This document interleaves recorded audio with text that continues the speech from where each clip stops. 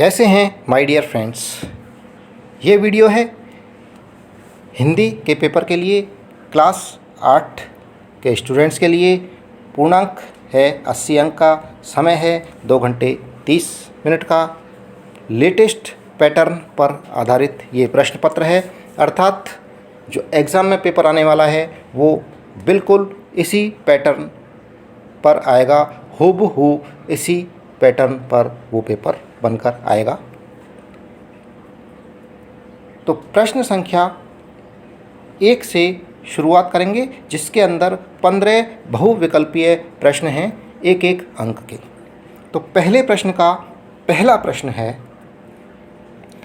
अभी न होगा मेरा अंत पंक्ति में किस ऋतु के लिए कहा गया है।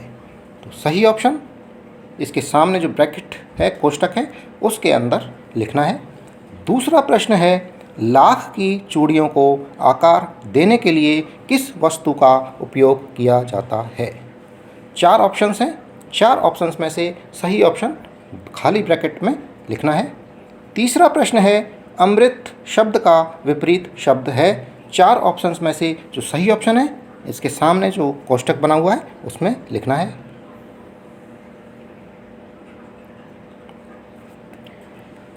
पहले प्रश्न में चौथा है, प्रत्युष शब्द का समानार्थी शब्द चुनकर लिखिए।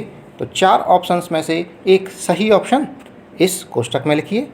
5वां प्रश्न है, बदलू को किस बात से चिढ़ थी।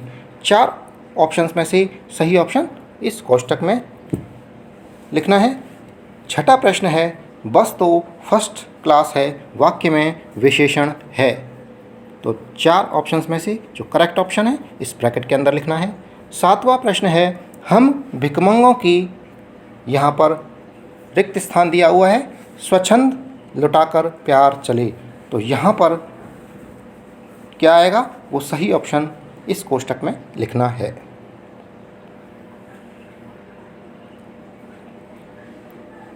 8वां प्रश्न है, चिट्ठियों की अनूठी दुनिया पाठ के आधार पर तमिल में चिट्ठियों को कहा जाता है।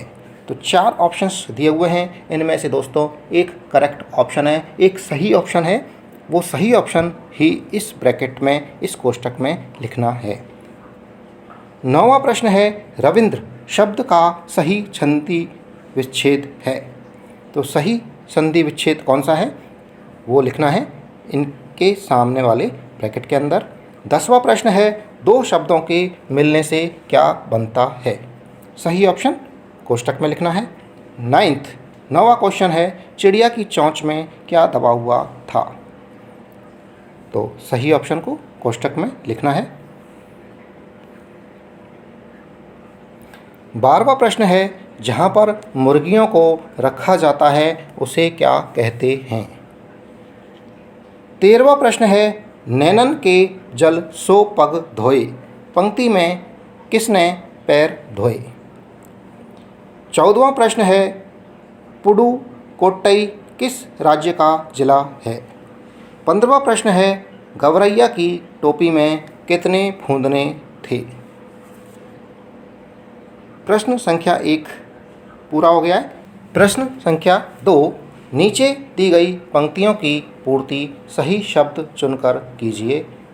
7 रिक्त स्थान के प्रश्न हैं, एक एक अंक के, और शब्द दे रखे हैं, पोट्री, दुपट्टी, अंत, प्रत्युष, धाम, विवाहिन, स्वप्न।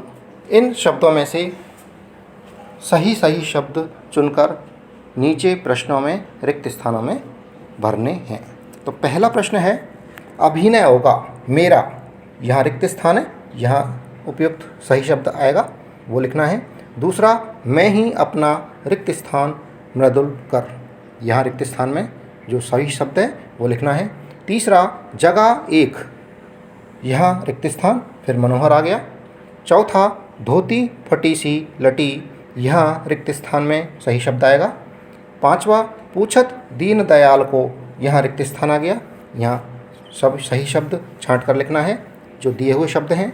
6ठा, ऐसे बेहाल, रिक्त स्थान, सो पग कंटक जाल लगे पुनि जोए। 7वां रिक्त स्थान, कांख में चाप रहे तुम।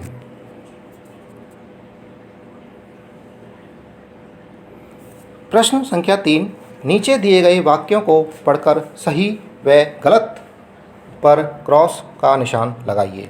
6 कथन हैं, जिनमें से जो कथन सही हैं उस पर राइट का टिक, सही का निशान लगाना है, इस ब्रैकेट के अंदर लिखना है। इसके सामने जो कोष्टक हैं उसमें अगर कथन सही है तो टिक बनाना है, सही का निशान बनाना है, और गलत है तो क्रॉस का निशान बनाना है।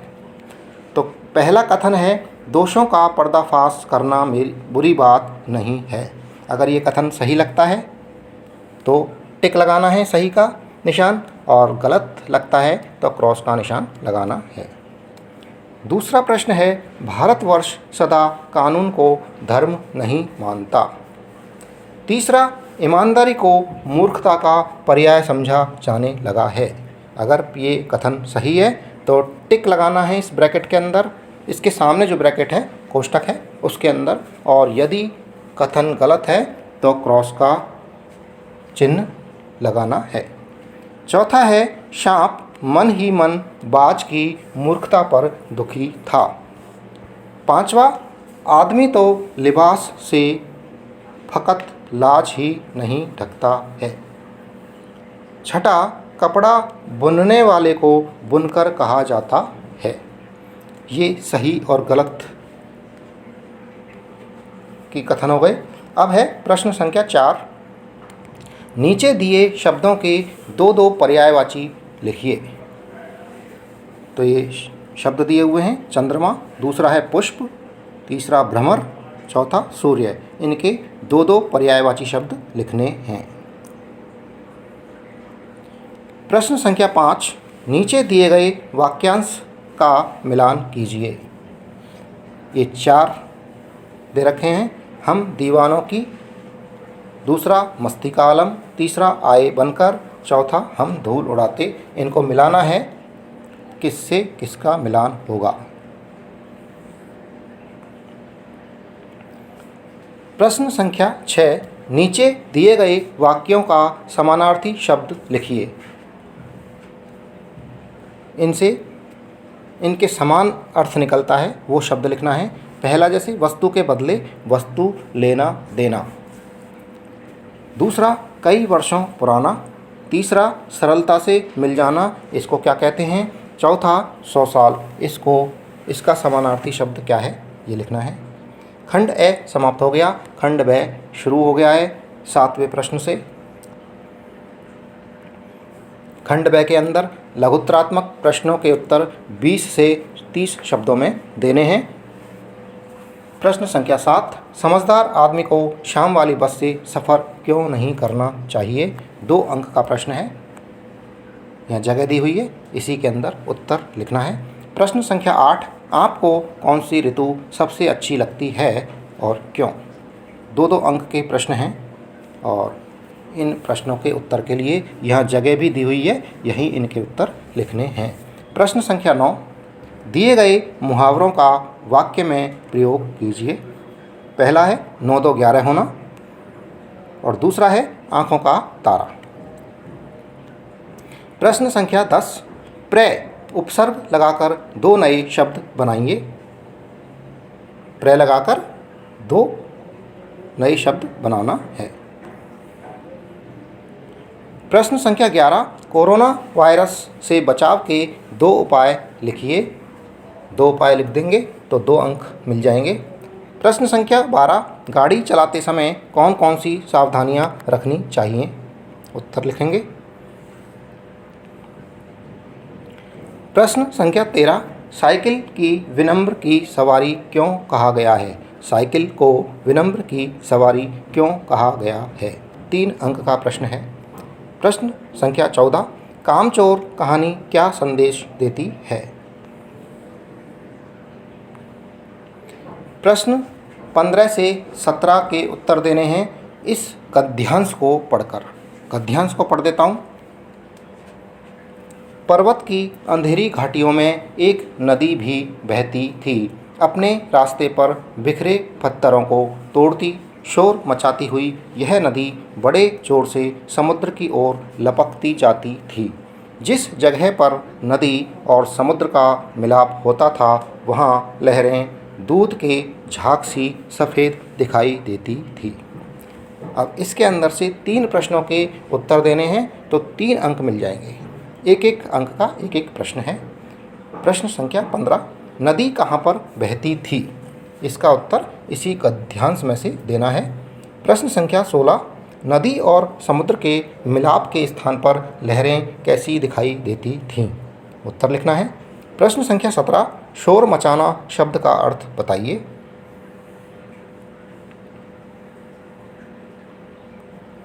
प्रश्न संख्या 18 आ गया है। नीचे दिए गए पद्यांश पंक्तियों का भावार्थ लिखिए। ये पद्यांश पढ़ना है और इसका भावार्थ बताना है तो 3 अंक प्राप्त हो जाएंगे। पद्यांश है, शीस पगा ने झंगा तन पे, प्रभु जाने को आही बसे को ही ग्रामा। धोती फटी सी लटी दुपटी अरु, पाए उपाने हैं को नहीं समा। द्वार खड़ो द्विज दुर्बल एक, रहो चक्की सो वसुधा अभिरामा।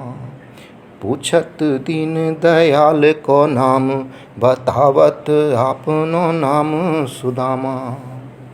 ये पद्यांश का भावार्थ लिखना है। बड़ी आराम से लिख सकते हैं।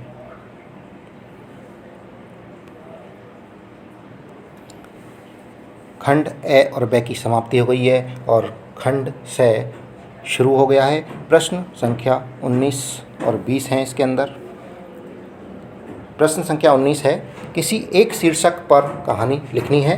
तो प्रश्न संख्या 19 में एक तो है मेहनत का फल मीठा होता है, इस पर कहानी लिखें, या जैसे को तैसा पर कहानी लिखनी है। 3 अंक का प्रश्न है।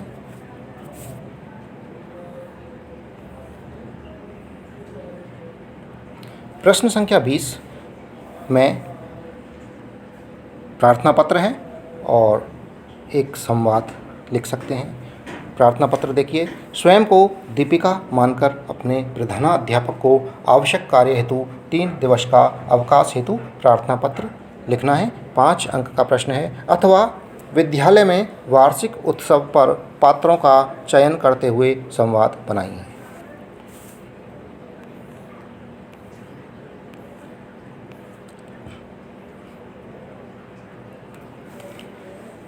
प्रश्न संख्या 21 अंतिम प्रश्न है, किसी एक विषय पर निबंध लिखिए।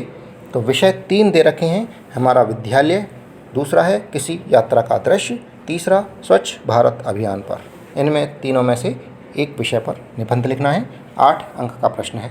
और दोस्तों, इसी के साथ में ये वीडियो समाप्त हुआ। जो चैनल पर नए हैं वो चैनल को सब्सक्राइब कर लें। वीडियो पसंद आ रहा है तो वीडियो को लाइक कर लें। धन्यवाद।